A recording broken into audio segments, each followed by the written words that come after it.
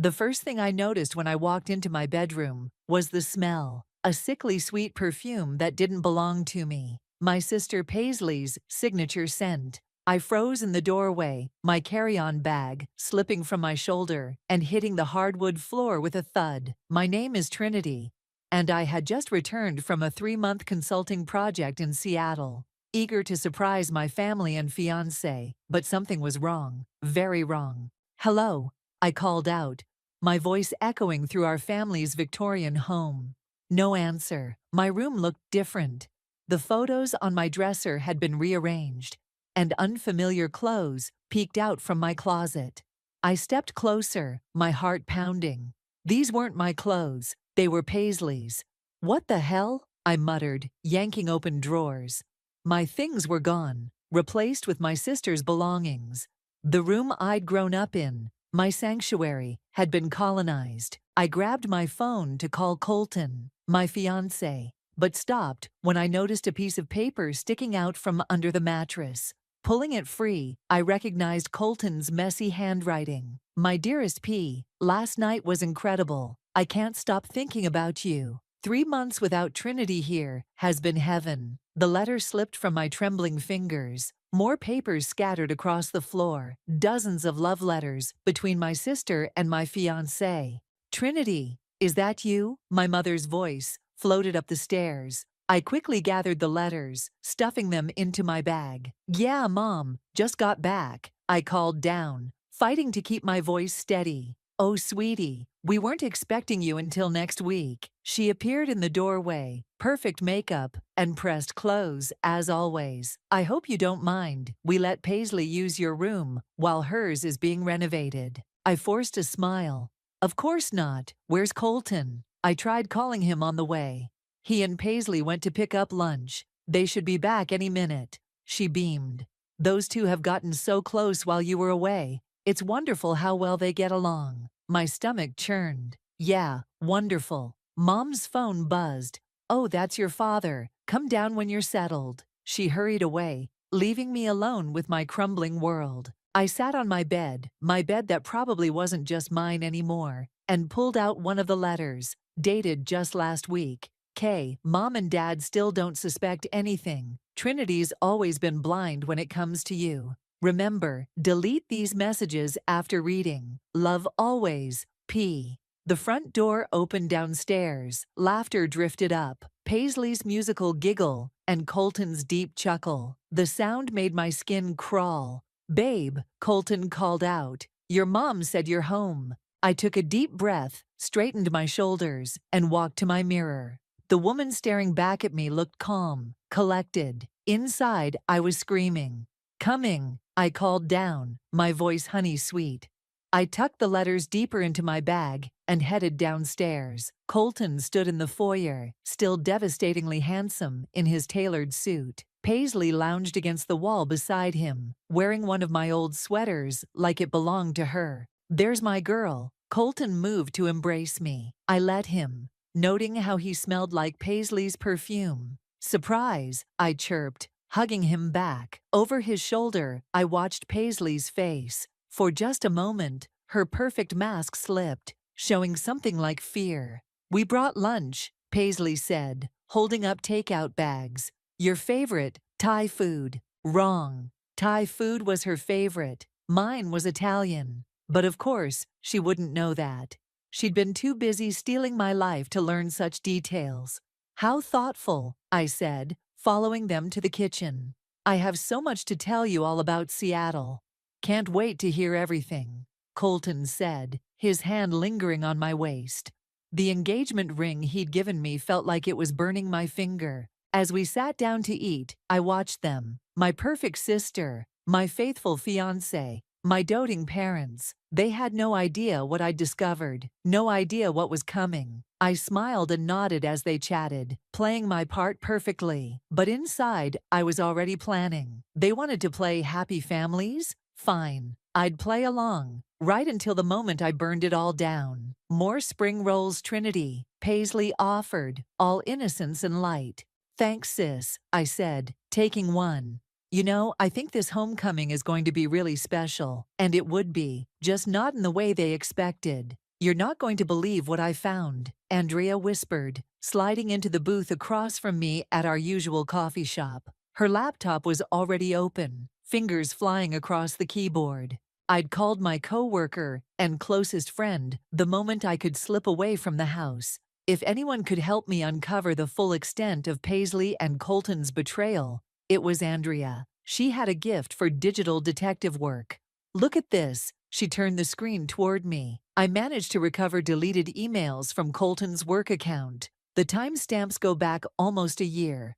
My coffee turned to acid in my stomach as I scrolled through the messages. Lunch dates, secret meetings, hotel reservations. A whole year? My voice cracked. "They've been doing this since before I even left for Seattle?" Andrea reached across the table and squeezed my hand. "There's more. Remember that charity gala last Christmas? The one you couldn't attend because of food poisoning?" I nodded, already seeing where this was going. "Check the email from December 23rd. The message loaded, and I felt the blood drain from my face. P. Slip the ipecac into her drink. She won't make it to the gala. Meet me there. K. They poisoned me. The words came out in a whisper. "Trinity," a familiar voice called out. I slammed the laptop shut as Paisley approached our table, all sunshine and designer clothes.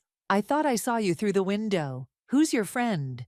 "Andrea, my coworker," I said, forcing a smile. "We're just catching up on work stuff. What brings you here?" "Just picking up Colton's favorite latte." Paisley's eyes lingered on the closed laptop. "He's been so stressed lately, planning the wedding and all." "How thoughtful of you to help with our wedding preparations," I said, watching her face carefully. A flicker of something, guilt, fear, crossed her features before her smile returned. "That's what sisters are for. Speaking of which, Mom wants us to go dress shopping this weekend." "Perfect," I said. "I can't wait." After Paisley left, Andrea reopened her laptop. "There's something else you need to see. I found emails between Paisley and your mom from last month." The messages revealed a series of transfers from my mother's personal account to Paisley's. Large sums of money that had originally been set aside for my wedding. "Mom's been funding their affair," I said, feeling numb. "Trinity, look at me." Andrea leaned forward. "What are you going to do?" I pulled out my phone and opened my calendar. "First, I'm going dress shopping this weekend. Then, I'm going to destroy everything they hold dear." "I've got more digging to do," Andrea said. "But whatever you're planning, I'm with you." Later that evening, I sat through another family dinner, watching the performance unfold. Mom gushing over Paisley's new job, Dad nodding proudly, Colton's hand on my knee under the table, while he exchanged glances with my sister. "Remember when Trinity tried to start her own business?" Paisley laughed, cutting into her steak. "Thank goodness she stuck with consulting instead. That business would have succeeded if someone hadn't sabotaged my investor meeting," I said quietly, meeting her eyes. Funny how my presentation files disappeared right before the big pitch. The table fell silent.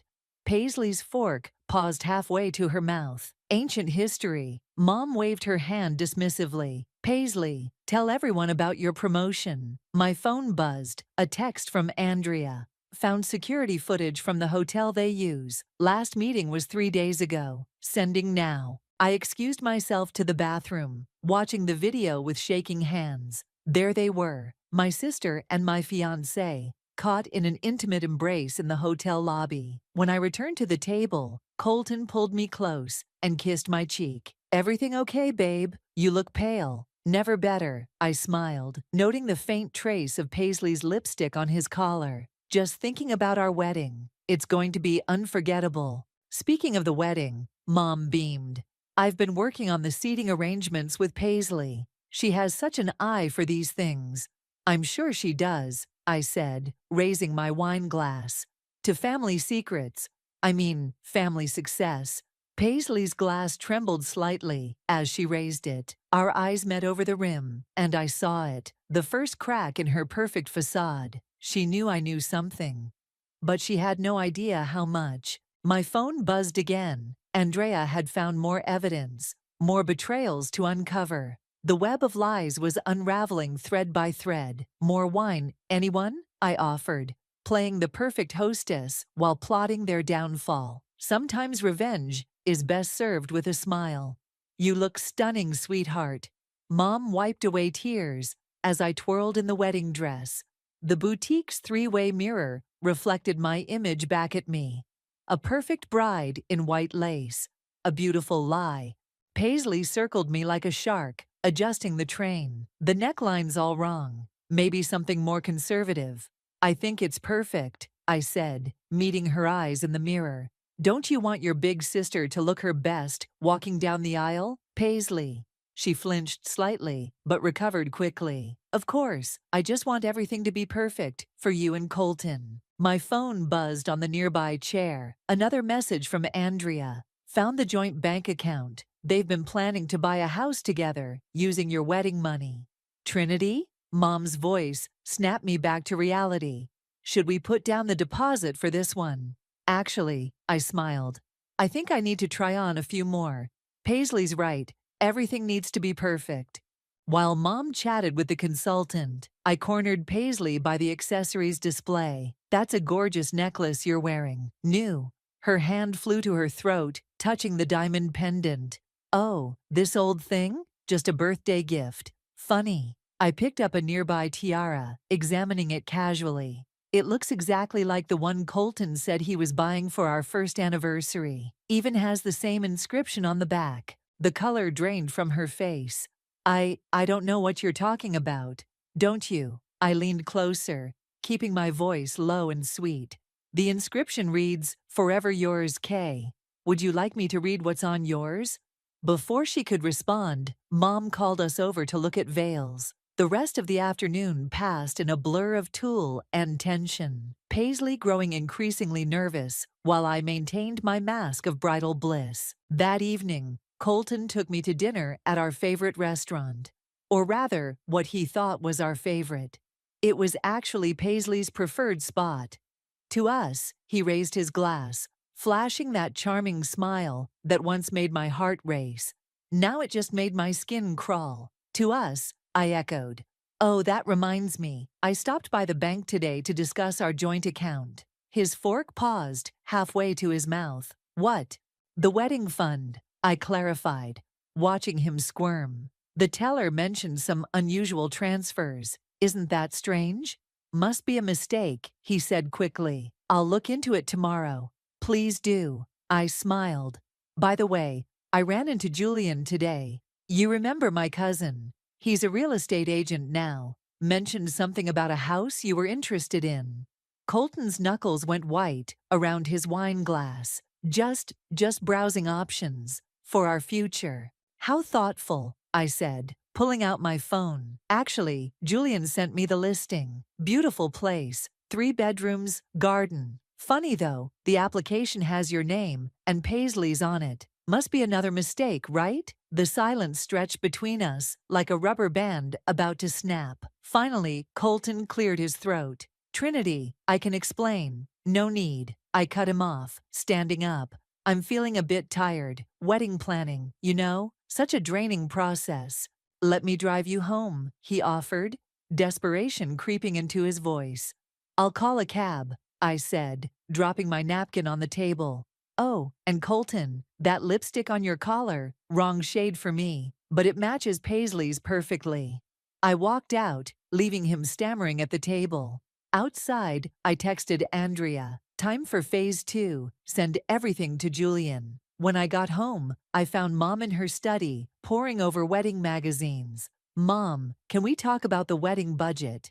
Of course, sweetie. I've been meaning to tell you. Some of the funds are temporarily unavailable. Transferred to Paisley's account, you mean? I asked innocently. She froze, paper slipping from her fingers. How did you? No, I finished for her.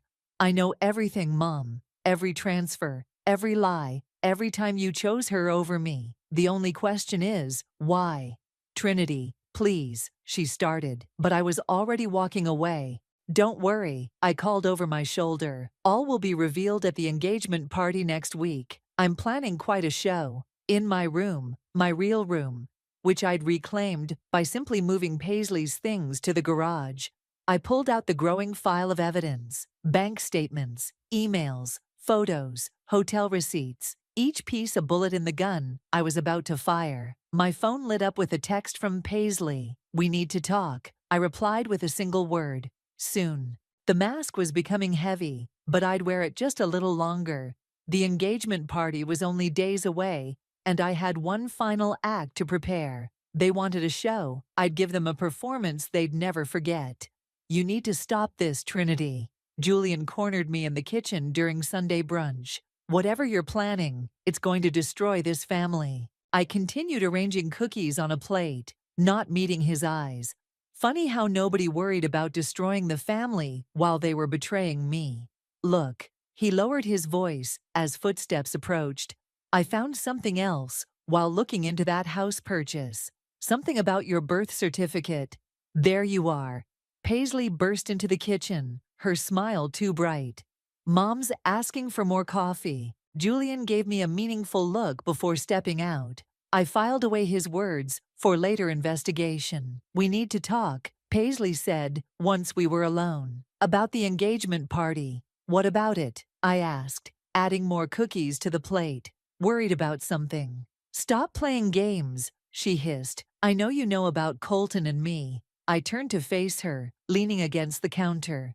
"Do you remember my 8th grade graduation? When I was supposed to give the valedictorian speech?" She blinked at the sudden change of subject. "What?" "Someone replaced my speech with blank pages right before I went on stage. I looked like an idiot in front of everyone." I picked up a cookie, examining it. "That was you, wasn't it?" "We were kids," she said dismissively. "What does that have to do with—" "And my college acceptance letter to Yale? The one that mysteriously never arrived, making me miss the enrollment deadline." Color drained from her face. "Trinity, my whole life you've been sabotaging me, but stealing my fiancé? That's a new low, even for you." "It's not like that." Paisley grabbed my arm. "We fell in love. We didn't mean to hurt you." I jerked away from her. "Save the performance for someone who still believes your lies." "What are you going to do?" Fear crept into her voice. "Nothing," I smiled. "I'm going to serve these cookies, plan my engagement party, and be the perfect bride-to-be, just like you've always been the perfect sister." Back in the living room, Colton was showing Dad something on his phone. "Look at this investment opportunity. Could double your money in 6 months." I froze. Andrea's latest text flashed through my mind. "Found evidence of investment fraud. Colton's been scamming your dad." Sounds interesting," I interrupted, setting down the cookies. "Dad, didn't you mention wanting to invest in my old business plan, the one that fell through?" Dad shifted uncomfortably. "Well, yes, but Paisley convinced you it was too risky," I finished. "Yet here's Colton, with an opportunity that sounds too good to be true." "It's completely legitimate," Colton said quickly. "I can show you the paperwork."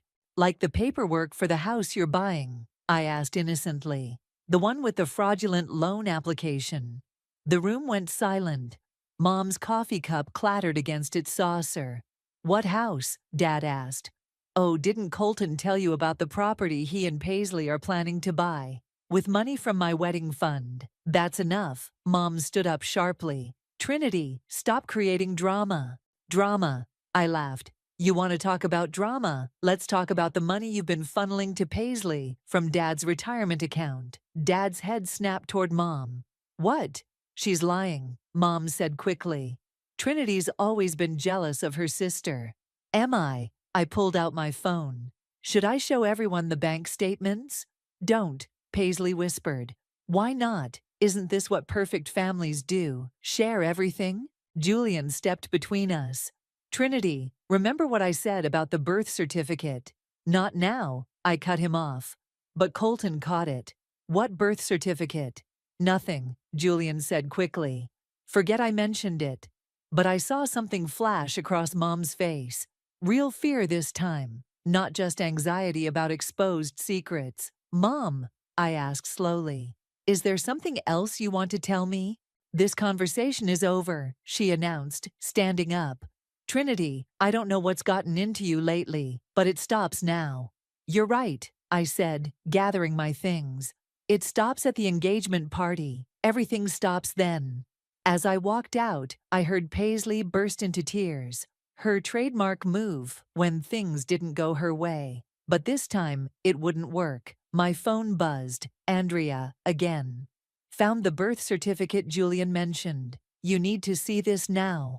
I glanced back at the house, where my family was probably already spinning stories to explain away my behavior. They had no idea that their perfectly crafted lies were about to come crashing down. And apparently, the biggest lie of all was still waiting to be uncovered. I'm not actually their daughter. My hands shook as I stared at the documents spread across Andrea's kitchen table. How is this possible? According to these records, Andrea pointed to a highlighted section.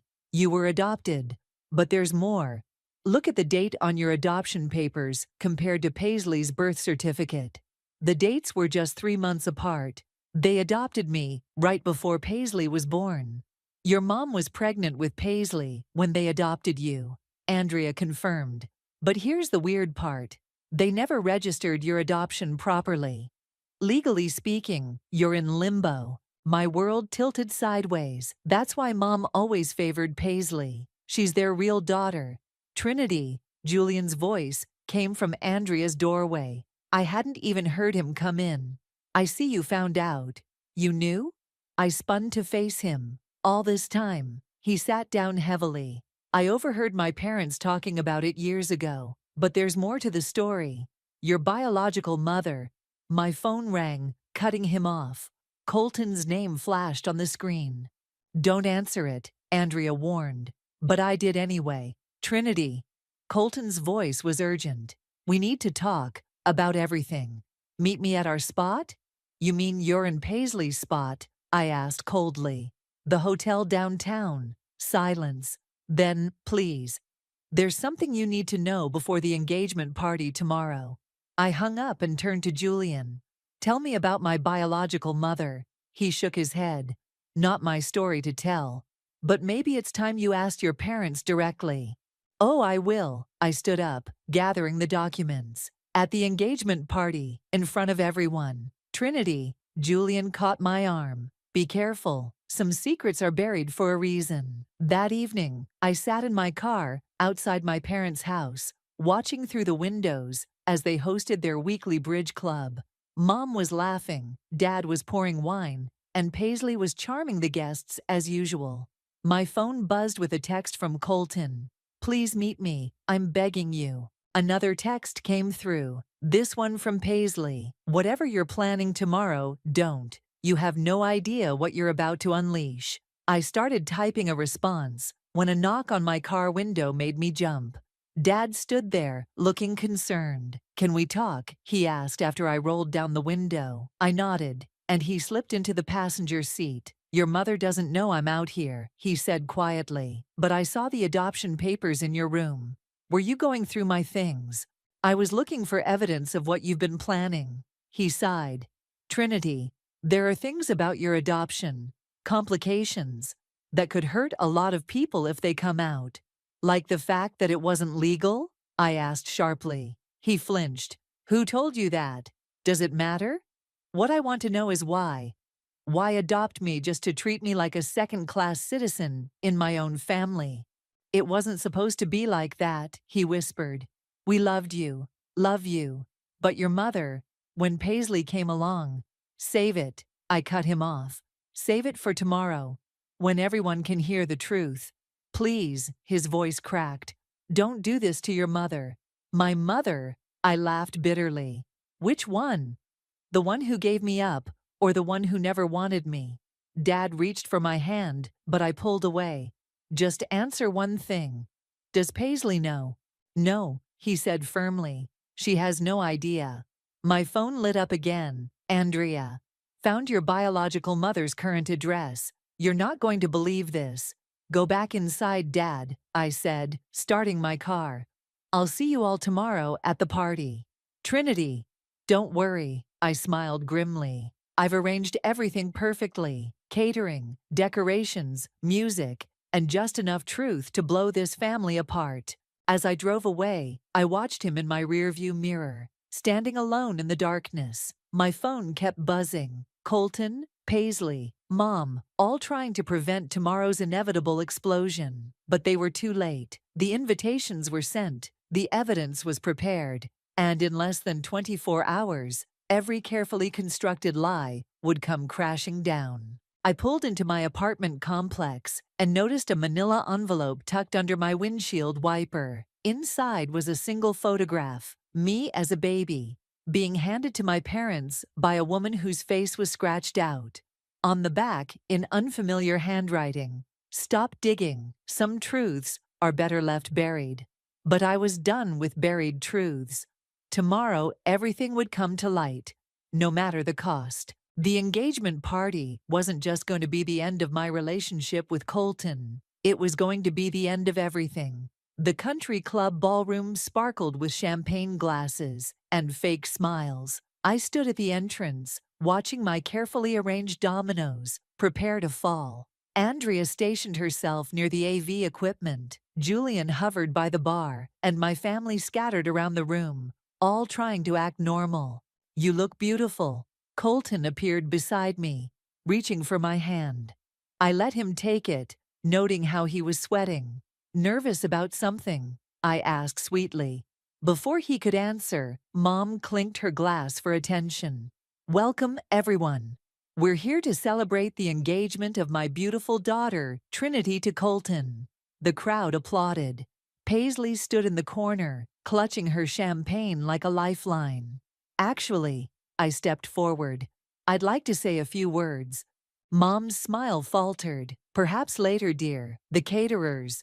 "No, now is perfect." I moved to the center of the room. "I want to thank everyone for coming to celebrate love, family, and truth." Andrea dimmed the lights slightly, right on cue. The projector screen lowered behind me. "First, let's talk about love." I clicked the remote. Photos of Colton and Paisley appeared on the screen. Their secret meetings, hotel rendezvous, intimate moments they thought no one would see. Gasps rippled through the crowd. Mom dropped her glass. "Next, family," I continued, switching to bank statements and transfer records. "Mom, want to explain why you've been emptying Dad's retirement account into Paisley's name, or why my wedding fund was used to purchase a house for my sister and fiancé.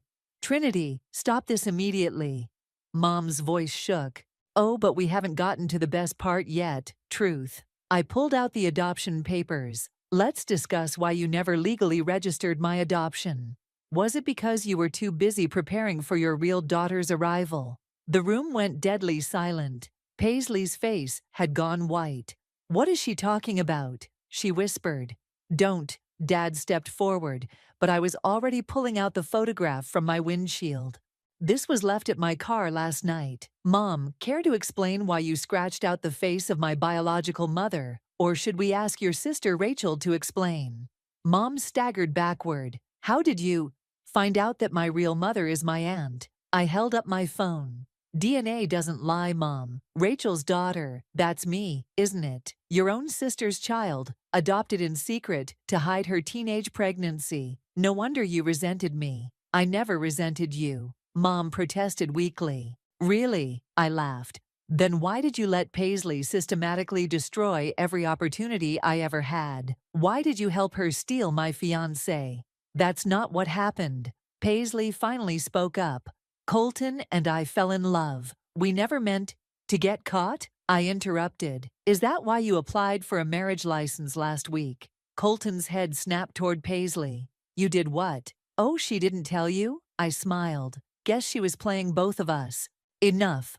Dad's voice boomed across the room. "Trinity, you've made your point." "Have I?" I turned to the gathered guests. "Everyone here thinks we're the perfect family. Mom the socialite, Dad the businessman, Paisley the golden child, and me, the adopted mistake they never wanted." "That's not true," Dad said softly. "Then explain this." I projected one final document. A trust fund, set up the day Paisley was born. Every penny that should have been split between us, given solely to her. Every opportunity, every advantage, every piece of love, all reserved for your real daughter. Paisley started crying, her perfect mascara running. I swear I didn't know you were adopted.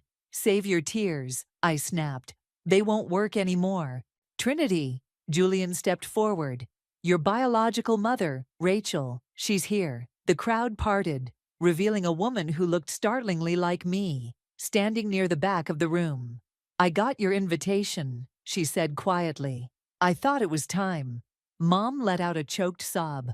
Rachel, please. No more secrets, Sarah. Rachel cut her off. Trinity deserves the truth. I stared at the woman who gave me away, at the mother who never wanted me, at the sister who betrayed me, and at the man who played us all.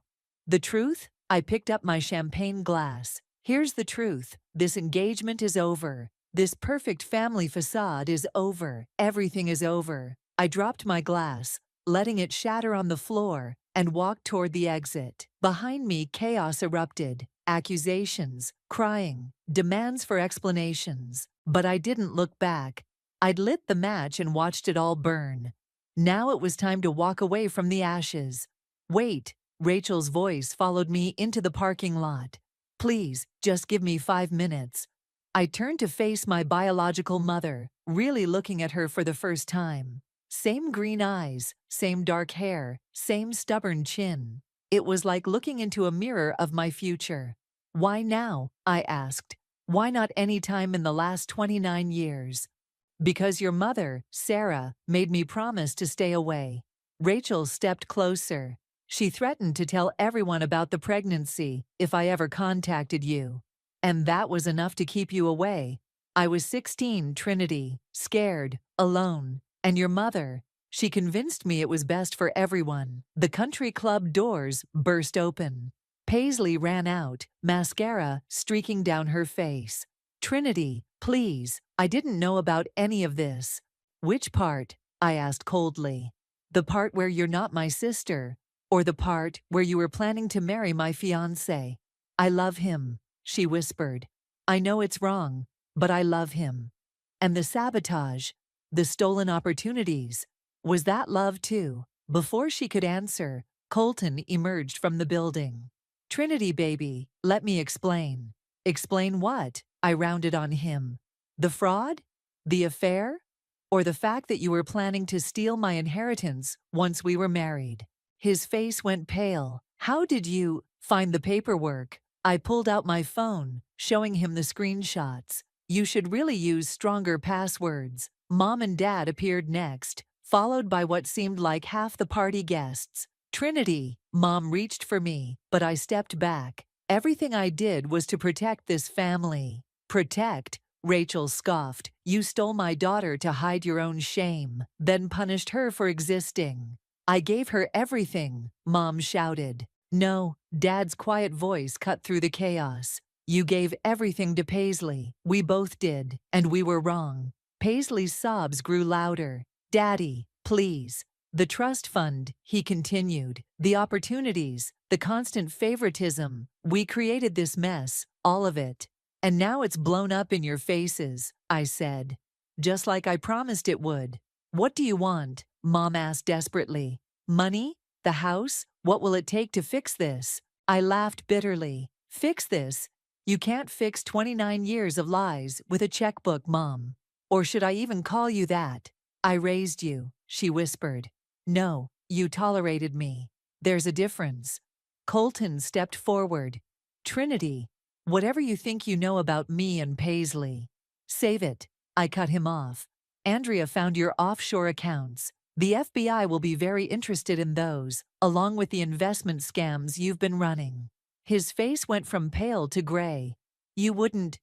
I already did. Check your phone. He pulled out his phone, hands shaking. One look at the screen, and he bolted for his car. Colton, wait, Paisley called after him. But he was already gone. He was using you too, Paisley, I said quietly. Those investment documents. He was planning to take everything. From you, from Dad, from everyone. Rachel touched my arm gently. Come with me. We have so much to talk about. Trinity, please, Mom begged. We can work this out as a family. Family. I gestured to the chaos around us. This isn't family. This is a web of lies that's finally fallen apart. Then let's rebuild, Dad suggested. Start over, with the truth this time. I looked at them all. Mom's desperate face, Dad's regretful one, Paisley's tears, Rachel's hope. The truth is, I said slowly, I don't want any of it anymore. Not the lies, not the competition, not the fake perfection. I'm done. What are you saying? Paisley whispered. I'm saying goodbye. I turned to Rachel. I'd like to know you, but not now, not like this. She nodded understanding. I'll be here when you're ready. I walked to my car, aware of their eyes following me. Andrea appeared at my side, slipping me a thumb drive. Everything's backed up, she whispered. And the FBI really is interested in Colton's accounts. Thank you. I squeezed her hand. For everything. As I drove away, I watched in my rearview mirror as my carefully constructed explosion settled into rubble. Mom collapsed into Dad's arms. Paisley sat on the curb, with her head in her hands, and Rachel stood alone, watching me leave just like she had 29 years ago. But this time, it was my choice. My terms. My freedom. Sometimes, the only way to fix a broken family is to walk away from the pieces. The morning newspaper headline read, "Local investment banker arrested in multi-million-dollar fraud scheme." I sipped my coffee, watching the sunrise from my new apartment's balcony when my phone buzzed. Did you see the news? Andrea texted. Colton's going away for a long time. Another text came through, from Paisley. Can we talk, please? I hesitated, then replied, coffee shop on 5th, 30 minutes. When I arrived, Paisley sat alone at a corner table, looking nothing like her usual polished self. No designer clothes, no perfect makeup, just raw honesty in her eyes. I sold the house, she said as I sat down. The one Colton and I, well, you know. Smart move. The FBI interviewed me yesterday. She twisted her napkin. I had no idea about the fraud. He was stealing from me too. I know, I said quietly. That's why I made sure they knew you weren't involved. Her head snapped up. You did that for me? After everything. Despite what you think, I never wanted to destroy you, Paisley. I just wanted the truth. Mom's in therapy, she offered. Dad moved out temporarily. And Rachel, she asks about you. How are you handling that, finding out we're actually cousins? Honestly, she gave a weak laugh. It explains a lot. Why Mom always pushed me so hard to be perfect. Why she couldn't stand seeing you succeed. The barista brought our drinks. She'd ordered my actual favorite, not hers. You remembered, I noted. I'm trying to remember a lot of things, like how it felt before I started competing with you, before I let jealousy turn me into someone I hate. My phone buzzed. Dad. The divorce papers came today. Can we meet? Dad, Paisley asked. I nodded. They're getting divorced, she continued. Mom's secrets finally broke them. And us? What broke us? I did, she whispered. I broke us. And I'm so sorry, Trinity. Not just for Colton, but for everything. Every opportunity I stole. Every moment I ruined. The valedictorian speech? I was jealous. You were always smarter, always stronger. Mom's pressure to be perfect. I couldn't handle it. The door chimed, and Rachel walked in. She stopped short, seeing us together. I can come back. She started to turn. Stay, I said. Please. She joined us, creating a triangle of complicated relationships and shared pain. I signed the papers, Rachel said, legally acknowledging I'm your birth mother, if you want them. Does this mean you're moving back? Paisley asked. I bought a house nearby, Rachel nodded. If that's okay with everyone. My phone buzzed again. Mom this time. I understand if you never forgive me. But please know I'm trying to change. I showed them the text. She is trying, Paisley said softly. The therapist says she's finally dealing with her own childhood trauma. And you? I asked Rachel. Are you dealing with yours? Every day, she reached for my hand. Starting with making amends to you. The morning light streamed through the window, illuminating our three faces, so similar, yet each marked by different choices. I can't promise forgiveness, I said slowly. But maybe we can try something new, something honest this time. Like what? Paisley asked. Like being real family, no competition, no lies, no perfect facades. I'd like that. Rachel squeezed my hand. Me too. Paisley wiped away a tear. More than anything. My phone buzzed one final time. Andrea. FBI needs to meet again. Colton's naming names. You okay? I looked at these women. My cousin, who used to be my sister, my aunt who used to be my mother, and my mother who used to be a stranger. Each of us broken by the same lies, each of us choosing truth over perfection. Yes, I texted back. I'm okay. Because sometimes family isn't about who raised you or who shares your blood. Sometimes it's about who stands with you in the rubble, ready to build something new. So, I said, raising my coffee cup, where do we start? With the truth, Rachel suggested. With forgiveness, Paisley added. No, I shook my head. We start with acceptance of who we are, what we've done, and what we can become. The morning light grew stronger, washing away the shadows of our past. We weren't perfect, we weren't even whole yet, but we were real. And maybe that was the best revenge of all.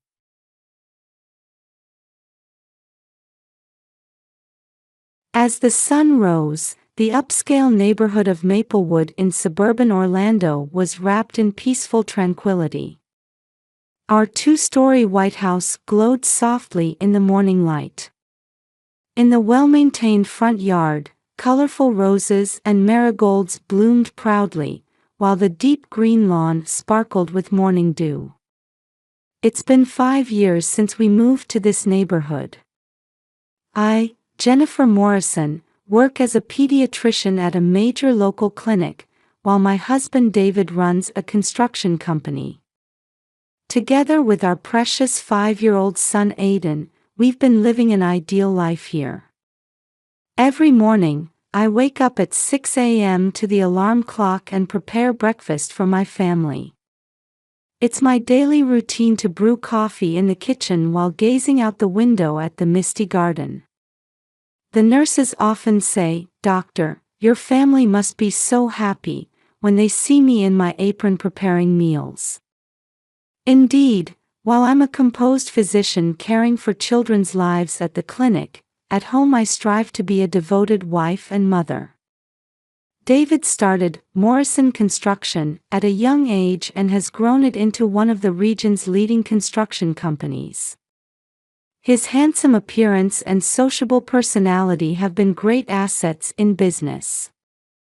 He enjoys strong trust from clients, and new projects keep coming in one after another.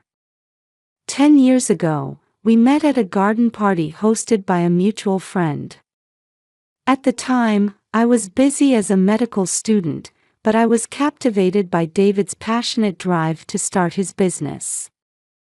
"I want to support your dreams too," he said as he held my hand, and I still vividly remember the look in his eyes. My father, a physician himself, highly praised David's sincerity and passion. After dating for 2 years, we got married, and with my father's support, David established his long-desired company. As a pediatrician, I've quietly supported my husband's dreams. Understanding and supporting each other's aspirations, we've been seen by others as an ideal couple. And now, our greatest treasure is our 5-year-old son Aiden. With his bright and energetic personality, he's popular at kindergarten. He's especially attached to his father David, always calling "Daddy, Daddy" on weekends. Weekday mornings follow a set rhythm. I wake up at 6 a.m. and start preparing breakfast. At 6:30, we have breakfast together as a family. The toaster fills the air with a pleasant aroma, and Aiden always smiles, saying, "Mom's toast is the best." From 7 a.m., it's time to get Aiden ready. I help him change into his uniform, check his bag contents, and make sure he's properly groomed. At 7:30, I take Aiden to the school bus stop. After seeing him off with an energetic bye and wave, I head to the hospital by 8 a.m. David always leaves early for work. Lately, I've been hearing him say, "I have an important meeting today," more frequently. However, our life has been gradually changing recently. David's return time has been getting later and later, with fewer opportunities for family dinners. His weekend work has increased, and Aiden has been showing lonely expressions more often. "Daddy, can we go to the zoo this weekend?" Aiden asked hopefully during breakfast one weekend. "Sorry, I have an important meeting this weekend too." Aiden's expression clouded at David's words. "Next time, Aiden." I gently embraced my son's shoulders as I said this, but a small worry had begun to sprout in my heart. It's natural for work to get busy during a company's growth phase. While telling myself this, I couldn't shake an odd feeling about David's recent behavior. He never let go of his mobile phone and spent late nights on work calls. But I convinced myself this was all for the family. Morning in Maplewood breaks quietly again today. In the soft light streaming through the windows, our family's daily life flows peacefully and surely. That day too, the same morning light enveloped our house. Having woken up before the alarm clock, I quietly began getting ready in the dim light filtering through the windows. At 6 a.m., I started my usual breakfast preparations. David was already dressed and facing his laptop in the study. Lately, I could only silently watch my husband starting work so early in the morning. As the aroma of coffee began wafting from the kitchen, Aiden came down the stairs. "Good morning, Mom." I gently stroked my son's hair as he sat at the table with a still sleepy expression. I set out the usual breakfast of toast, scrambled eggs, and fresh fruit on the table. But David's seat remained empty. He had already left for work, saying he had an important early morning meeting. "Mom, is Dad coming home early today?" To Aiden's innocent question, I answered with a smile. "Dad's busy. But let's have fun together, just us." I thought I saw a fleeting shadow of loneliness in my son's eyes. At 7:30, I took Aiden to the school bus stop as usual. Under the clear blue sky, my son ran energetically with his big backpack. "Be careful," I called out, and Aiden turned back with a smile and waved. No one could have imagined then that this would be his last smile before such a tragedy. At 2:30 that afternoon, I was seeing patients for routine checkups at the hospital. Outside the window, the spring weather was pleasant, and it was almost time for children to leave school. Then suddenly, a phone call shattered our peaceful daily life. "Dr. Morrison. It's an emergency." My heart leaped at the nurse's distressed voice. "Aiden has been in an accident at the intersection of Maple Street." In that moment, my composure as a doctor clashed violently with my emotions as a mother. I entrusted my current patient to a colleague and rushed to the emergency ward. As I ran, I prayed desperately in my heart. "Please, Aiden, be safe." The details of the accident gradually became clear. While Aiden was crossing at a crosswalk on his way home from school, a black SUV suddenly appeared. The car didn't even stop at the stop sign before hitting him. A neighborhood housewife witnessed it. Call an ambulance quickly. A child has been hit by a car. Please tell us the exact location. The intersection of Maple Street and Oak Avenue. The neighbors protected Aiden until the ambulance arrived. The weather was clear, visibility was good. How could such an accident? When I reached the emergency ward, Aiden had already been taken to the operating room. David came running breathlessly to where I stood frozen in the white corridor. Jennifer. How's Aiden? My usually composed husband's voice was trembling unusually. He's in surgery. We sat on the long bench in front of the operating room, silently waiting for results. The clock hands seemed painfully slow. Though I've witnessed countless surgeries as a doctor, I've never felt waiting time pass so slowly. David kept standing up and sitting down, pacing the corridor restlessly. There was no trace of my usually calm husband. And then it happened. "Excuse me," a young nurse approached us. "This smartphone was found at the accident scene. Could it belong to someone you know?" The screen of the smartphone she held out clearly displayed. Unread message from David. Before I could let out a "what?" David suddenly stood up. "I'll check it." My husband snatched the phone and hurriedly walked away down the corridor. I couldn't hide my confusion at this abnormal reaction. Why? As a doctor, as a wife, as a mother. Various emotions swirled within me. The operating room light was still glowing red. At that moment, I saw the head nurse walking quickly down the corridor toward us. She had worked with me as a colleague for many years, an experienced veteran. Her usually calm expression was unusually stern today. "Doctor," she sat beside me and gently took my hand.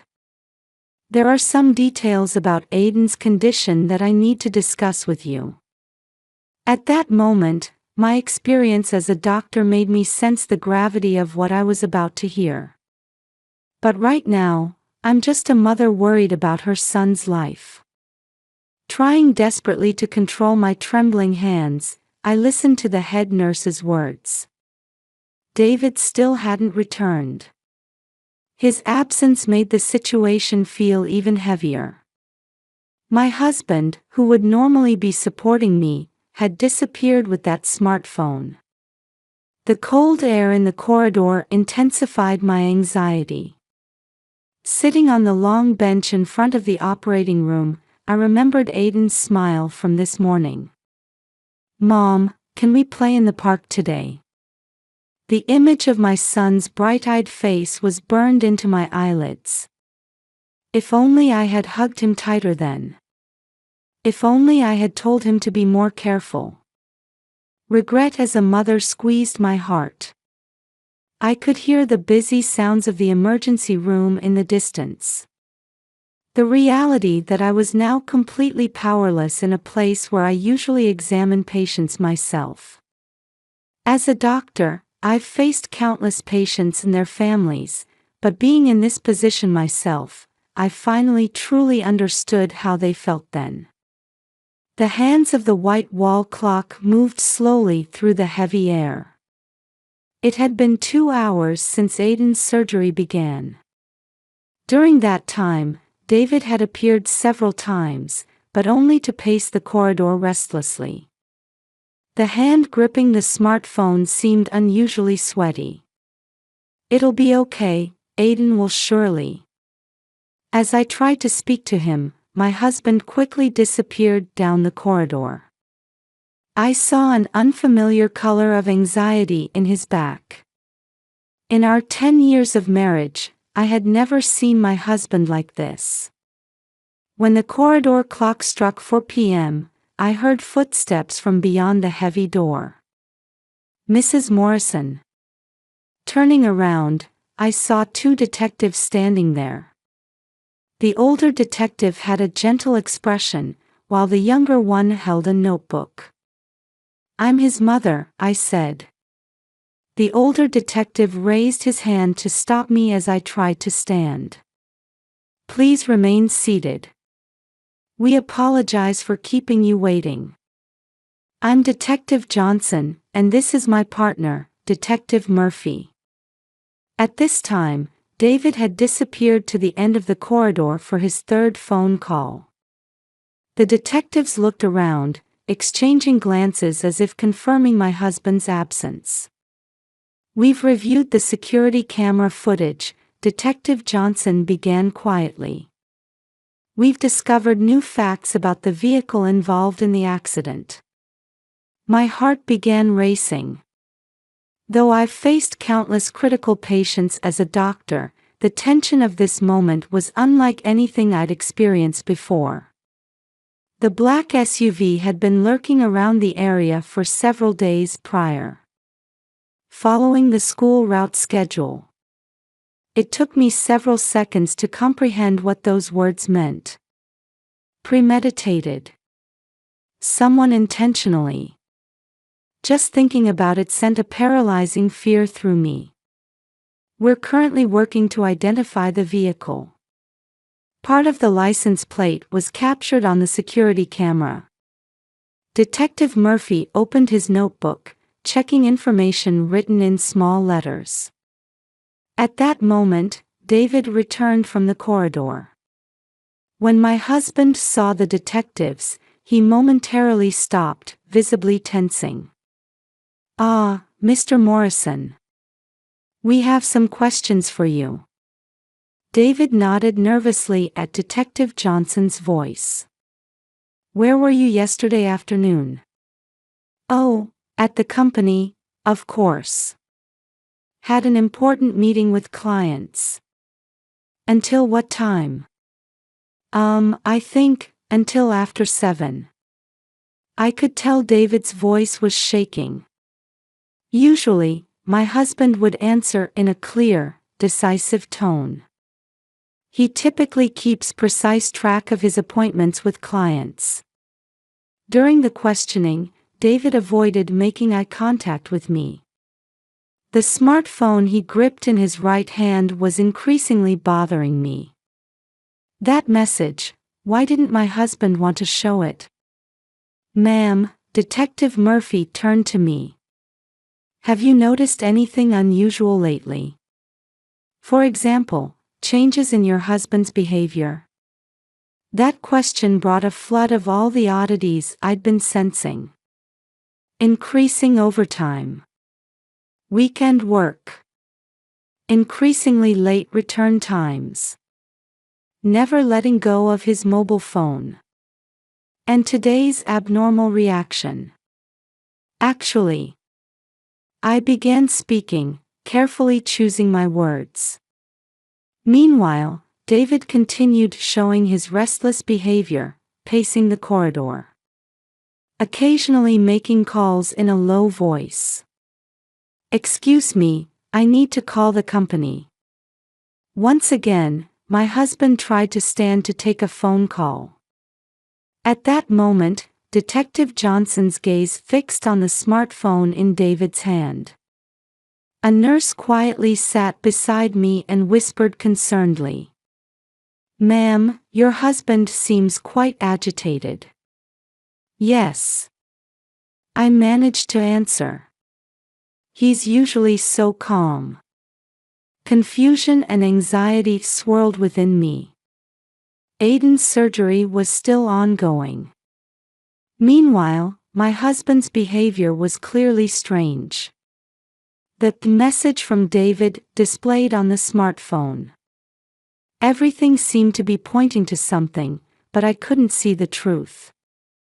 The operating room door opened, and the attending physician came out.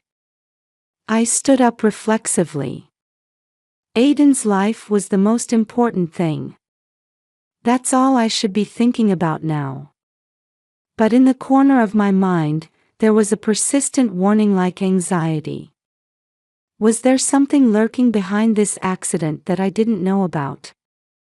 The detectives quietly stood up and left, saying, "We'll be in touch." As I watched their backs disappear, I steeled my resolve. To protect my son, and to know the truth, I had to get to the bottom of this anxiety. Even if what awaited me was a truth I didn't want to know. As night began to fall, Aiden's surgery ended. The doctor explained, "We've saved his life, but he's still in critical condition." Through the intensive care unit window, I watched my son's small body surrounded by countless tubes and machines. At that moment, I heard hurried footsteps from down the corridor. The two detectives from earlier approached, accompanied by several more police officers. Their expressions carried the tension of a major development. "Mrs. Morrison," Detective Johnson addressed me. "We deeply regret to inform you, but we have an important report." As I turned at his voice, I could see David's face turning visibly pale. My husband collapsed into a nearby chair with unsteady steps. "We've identified the vehicle involved in the accident," Detective Murphy continued, opening his notebook. "And the person driving it. It was a Morrison Construction Company car." At those words, I felt my heart stop for a moment. My husband's company car. Why? "And we've determined this was a premeditated crime by the owner of this smartphone, a woman named Rachel Coleman." "Rachel?" I managed to say. "David's accounting manager." At that moment, various scenes raced through my memory like a film reel. A young, beautiful woman I'd seen at company parties. Her figure earnestly conversing with David. Her strangely hostile glances toward me. It all seemed to exist for this moment. David covered his face with both hands, his shoulders trembling. I didn't know that she would go this far. "Rachel has already been arrested," Detective Johnson continued quietly but firmly. "During questioning, she admitted to having an affair with your husband." Those words sank heavily into the hospital corridor. Something inside me crumbled audibly. The trust built over 10 years of marriage shattered in an instant. According to her testimony, Detective Murphy continued, she considered Aiden's existence an obstacle. She believed that, if she destroyed the family, David would choose her. Rachel Coleman was a talented employee who had rapidly risen through the ranks in Morrison Construction's accounting department. Raised in a wealthy family, she was known for her meticulous personality and high work performance. However, beneath that surface lurked an obsession that no one had noticed. "The affair began a year ago," the detective continued. "While the relationship was initially good, when your husband recently tried to end it, her behavior changed dramatically." David let out an inaudible sound. The man who was once my husband was no longer there. The facts revealed by the investigation far exceeded my imagination. Rachel had spent over a month meticulously studying Aiden's route to school. Security camera locations, blind spots, times with low traffic. It was a perfect plan calculated down to the last detail. She used the company car without authorization, using her authority in the accounting department, Detective Murphy added. Even the escape route after the accident was carefully planned, but dropping her smartphone at the scene was her only miscalculation. At that moment, the meaning of the message from David displayed on the smartphone all connected. It was a message she had intended to send to my husband. probably to inform him of her successful crime. In the security camera footage from the scene, Detective Johnson continued, "We can clearly see the car under full control, deliberately changing course toward Aiden. This is clearly attempted murder." Outside the window, darkness had completely fallen. As I watched my son sleeping in intensive care, I felt all my emotions freezing. As a doctor, as a wife, and most of all as a mother, I couldn't accept this reality. But this was our new reality. "Ma'am," a nurse quietly approached. "There's been a change in your child's condition." I stood up. Right now, I must think only of Aiden. Everything else can wait. Much, much later. What I need now is only strength as a mother. Composure as a doctor. David was still slumped in the corridor chair. We would probably never recover the husband of those days. The investigation report continued. Rachel's cell phone contained numerous pieces of evidence of her relationship with David.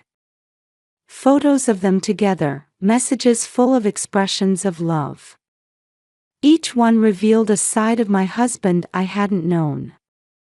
"A large number of photos of your family were found in her home," the detective's voice continued. "Especially photos of Aiden, many of them showed signs of being damaged." At those words, I couldn't help but shudder. The image of a stranger damaging photos of my child made me feel nauseous with revulsion. Interviews with Rachel's colleagues also revealed her abnormal obsession, Detective Murphy added. They frequently heard statements like, "David is mine," and, "If only that child weren't around." David couldn't even raise his face, just hanging his head. The man I once loved now appeared pitiful, crushed under the weight of his sins. As a mother, as a wife, and as a woman, various emotions swirled within me. Deep love for Aiden, anger and disappointment toward my husband, hatred and fear toward Rachel. And above all, regret at not having noticed the madness lurking so close by. Dr. Wilson from the operating room, a nurse approached hurriedly. "About Aiden's condition, he needs to urgently consult." I took a deep breath. This is no time to be carried away by emotions. Saving Aiden is the only thing I can do right now. The collapse of 10 years of marriage, my husband's betrayal, all must be put aside. Walking down the white corridor, I was thinking about my future life. This incident would completely change how our family exists. But it's not the end. It's a new beginning. I can build again from scratch, just Aiden and me. I headed to the operating room without looking back. David's sobbing voice faded into the distance. On a morning when soft spring sunlight streamed into the hospital room, Aiden opened his eyes. 2 weeks after the accident, my son had miraculously recovered from his critical condition. Though still connected to many tubes and devices, there was a definite spark of life in those small eyes. "Good morning, Aiden." I gently kissed my son's forehead. Aiden gave me a small smile in return. Though he couldn't speak much yet, that smile gave me hope to live. The days immediately following the accident were like being in the middle of a storm. Rachel Coleman was arrested on attempted murder charges, and subsequent investigation revealed the full extent of her plan. Due to the revelation of the affair and the incident, Morrison Construction completely lost its credibility in the construction industry, with clients canceling contracts one after another. I recently heard rumors that David is now working at a small real estate company in a distant provincial city. I firmly refuse to let him visit Aiden. I have no intention of allowing them to meet until my son's emotional wounds have healed. Still, I don't intend to live in hatred. Just keep moving forward. That's my choice as I build a new life with Aiden. Last week, news arrived that Rachel Coleman's trial had concluded. In addition to premeditated attempted murder, she was found guilty of unauthorized use of company vehicles and embezzlement, receiving a 12-year prison sentence. I heard that in court, she continued to maintain until the end that it was all for love. David completely lost control of his company and had to hand it over to new management. The affair and the incident caused him to completely lose credibility in the construction industry. Recently, I heard he's working at a small real estate company in a distant city. I firmly refuse his requests to see Aiden. I won't allow them to meet until my son's emotional wounds have healed. Nevertheless, I don't intend to live consumed by hatred. Just keep moving forward. That's my choice as I build a new life with Aiden.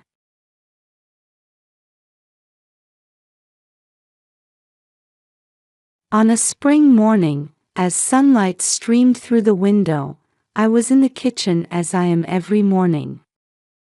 A fresh breeze rustled the white lace curtains, and I could see cherry blossom petals dancing in the garden. It's been 5 years since we moved into this house. This white residence in Newton's upscale neighborhood has become a dream home for our family. Mom, what's for breakfast?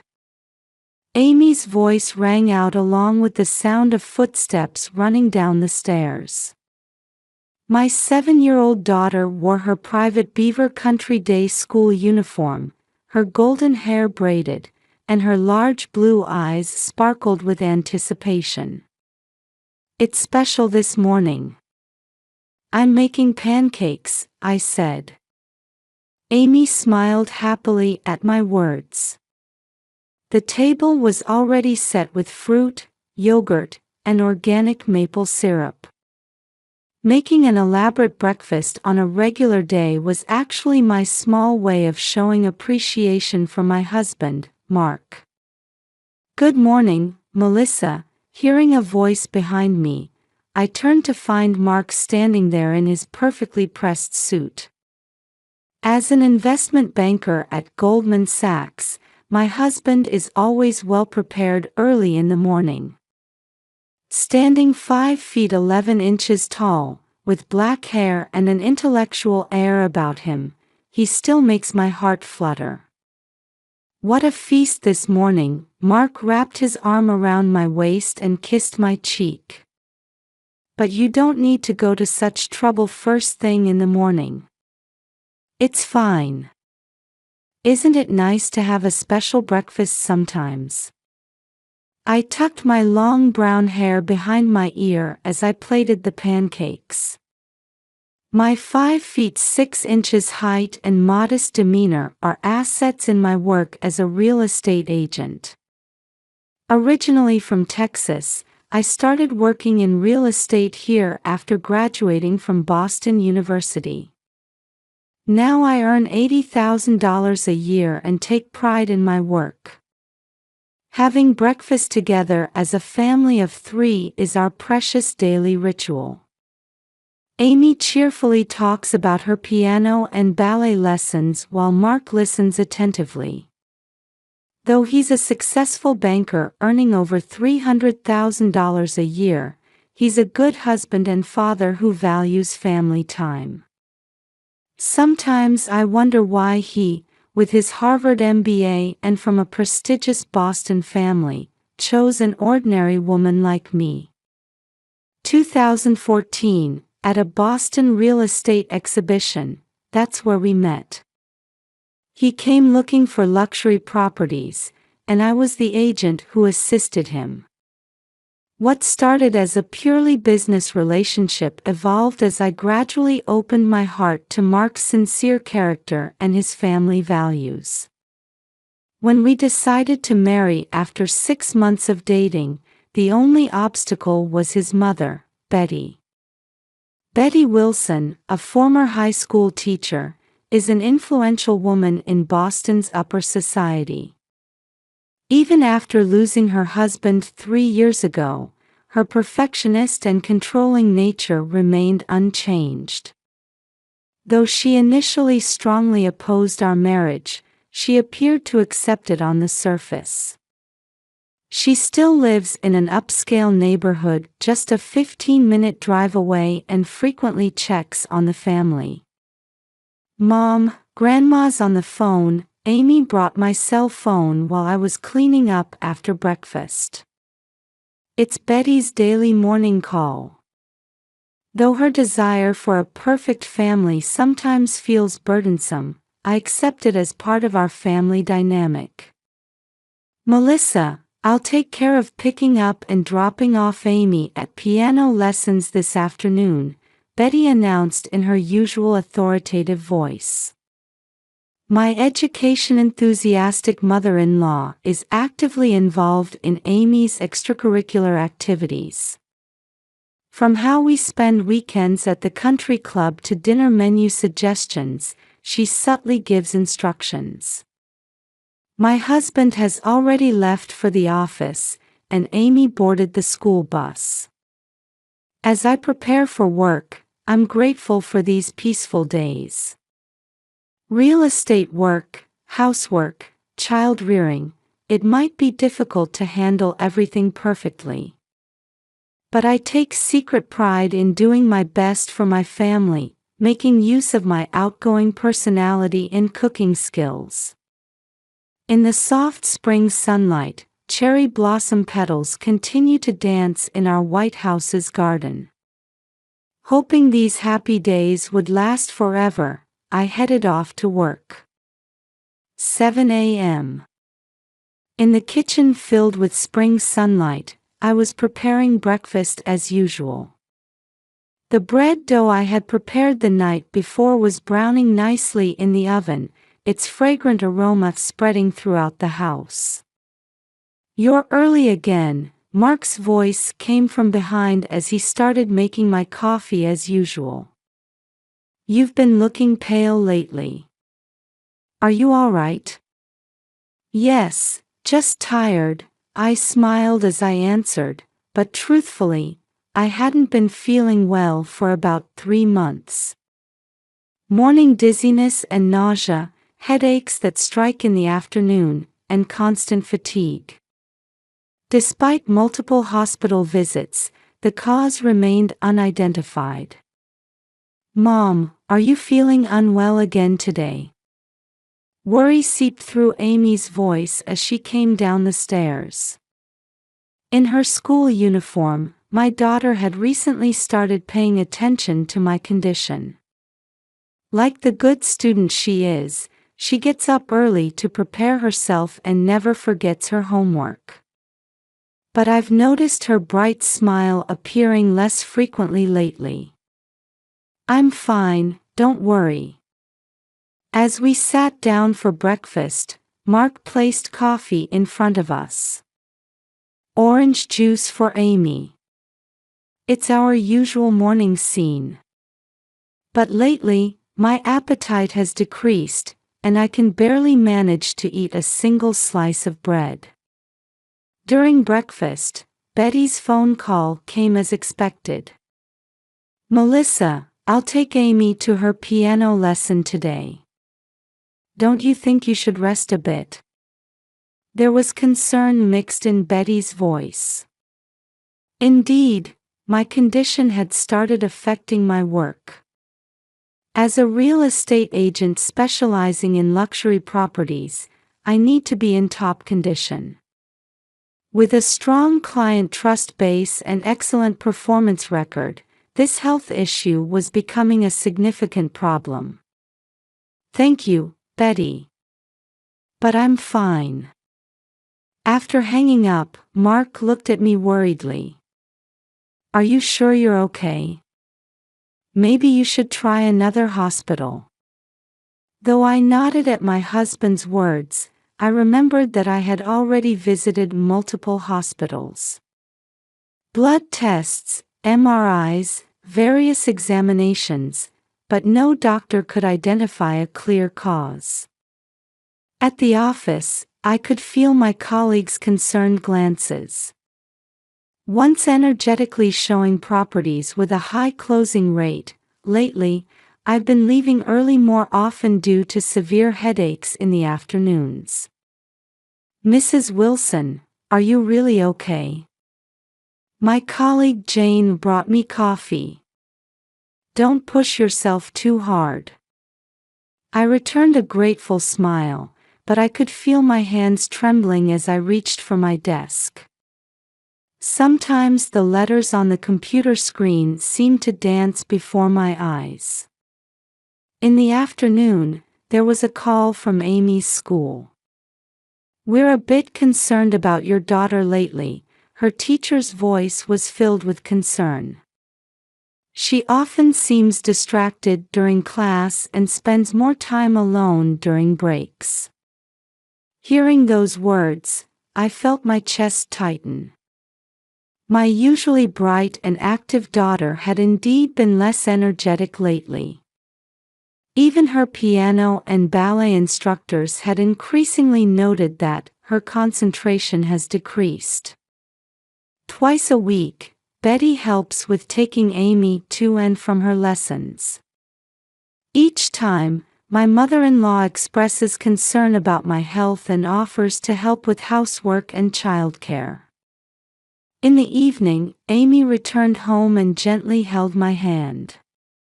"Mom, please get better soon." That pure wish struck me deeply. But my anxiety only grew as my condition worsened day by day. The dizziness and nausea were no longer just in the mornings but continued all day, sometimes making it difficult even to stand. I could no longer taste food and lost the energy to cook. Kitchen work, which I once enjoyed doing for my family's smiles, was now often replaced with side dishes prepared by my mother-in-law.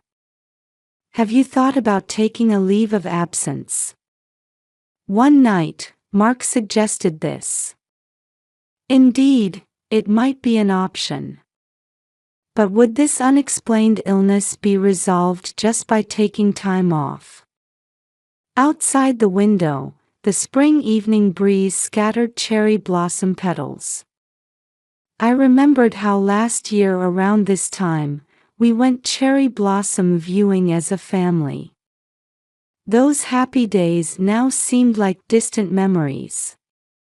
That day too began like any other morning. However, struck by stronger nausea and dizziness than usual, I dropped my coffee cup at the breakfast table. "Melissa." Mark rushed to support me. "You should take the day off work." Amy watched me with a worried expression. "Mom. I'm fine. It's just morning sickness." I smiled, but deep concern was reflected in my daughter's blue eyes. That afternoon, the phone suddenly rang. "Mrs. Wilson. This is Newton Police Department." For a moment, I felt my heart stop. "Your daughter is here crying, begging us to arrest her father." At those words, my mind went blank. "Amy, at the police?" "Yes." She ran away from school and came to the nearby police station. With trembling hands, I grabbed my car keys and immediately headed to the police station. As I rushed out of the office, I heard my colleagues' worried voices behind me, but that was the least of my concerns. At the police station, Amy's teacher, Ms. Brown, was also there. The school had been notified as well. "Mrs. Wilson, I'm so sorry." Amy begged to leave early during break time. But as teachers, we couldn't make such a decision. Then, I saw Amy at the end of the hallway. My daughter ran to me, sobbing. Her small body was trembling. "Mom, I'm sorry, but I couldn't take it anymore." I held my daughter, still confused and unable to understand what was happening. "Amy, why did you go to the police?" "Asking them to arrest Dad." At that moment, the police station door opened, and Mark rushed in, looking flustered. Betty was behind him. "What's going on here?" Mark's voice mixed anger and anxiety. The police officers guided our family to separate rooms, and the questioning began. In the dim interrogation room, I clasped my trembling hands in my lap. "Your daughter has given very specific testimony about your health issues," the female police officer spoke in a quiet voice. From the next room, Mark's voice of fierce denial could be heard. "This must be some mistake. It's impossible that I would harm my wife." Meanwhile, Betty's response was surprisingly calm. There was even an unnatural composure, as if she fully grasped the situation. "Mom might die." Amy's trembling voice came from another room. Those words sent chills down my spine. "Your daughter rushed into the police box in a panic right after a safety education class," the officer continued. "It's unusual behavior for a 7-year-old, but her testimony is very specific and consistent." In my mind, past events began racing through like a film reel. The unexplained illness, the morning coffee Mark prepared, Betty's excessive interference, and the changes in Amy's behavior. All the dots were slowly connecting. But the conclusion was too difficult for me to accept. "Based on your daughter's testimony, we will now conduct a search of your home." The officer's voice seemed to come from far away. Outside the window, the spring sun was beginning to set. The peaceful daily life from just a few hours ago now felt like a distant past. The interrogation room door opened, and another police officer entered. He was holding some documents. "Mrs. Wilson, your daughter testified that there's a bottle of white powder in Dad's desk drawer. She also said that Grandma brings a new bottle once a week." At those words, memories suddenly became crystal clear. Indeed, Betty would visit every Friday without fail, and she and Mark would seclude themselves in the study. I had assumed they were discussing business. "Also," the officer continued, carefully choosing his words, "your daughter testified that she witnessed her father putting something in your coffee." My hands began to shake. The coffee Mark prepared for me every morning. At first, I thought it was sweet thoughtfulness. But I always started feeling ill after drinking that coffee. From the hallway, I could hear Mark's voice with the police officers. "We already have a warrant. We're going to search your house now." And Betty's calm voice, "I have nothing to do with this. It's just caregiver fatigue." I sat frozen in my chair, unable to move. My beloved husband and his mother. And my 7-year-old daughter who had seen through it all. Everything seemed to press down on my heart at once. In the small meeting room at the police station, Amy began telling the truth in a trembling voice. The female officer spoke to her gently, while I quietly listened beside my daughter. "I couldn't tell Mom," Amy continued, clutching her small hands. "Because Grandma bragged about checking all the house phones. She said she checks Dad's cell phone too." I caught my breath at those words. Indeed, recently Betty had been calling right after I received calls from friends. I couldn't tell the teacher either. Tears welled up in Amy's blue eyes. Because I saw her always talking with Grandma, being friendly. I couldn't trust her. The officer nodded quietly while recording Amy's testimony. "Dad put white powder in Mom's coffee every morning," Amy continued in a shaking voice. "I didn't notice at first, but one morning I woke up early and saw Dad putting powder from a small bottle in the kitchen." Then Amy gave the decisive testimony. "On Friday nights, Grandma brings a new bottle. I watched through the study door crack when she talked with Dad. Grandma said, 'This will work well.'" From the next interrogation room, Mark's voice could be heard. His initial defiant attitude had disappeared, and now he was beginning to confess everything in an exhausted voice. "I couldn't refuse my mother." Those words tore my heart to pieces. She said she wanted to protect the family's status by eliminating Melissa. I opposed it at first. But Mother said, "This won't kill her, she'll just get sick and return to her family home." Meanwhile, the police were searching our home. Multiple small bottles were found in the study, and coffee residue samples were collected from the kitchen. Furthermore, at Betty's home, they discovered notebooks detailing correspondence with a pharmacist friend and detailed plans. The most shocking was the writing about Amy. There were even meticulous plans for obtaining custody of my granddaughter after Melissa returns home. Betty maintained her composure until the end but had to give in to the evidence. That girl wasn't worthy of my son.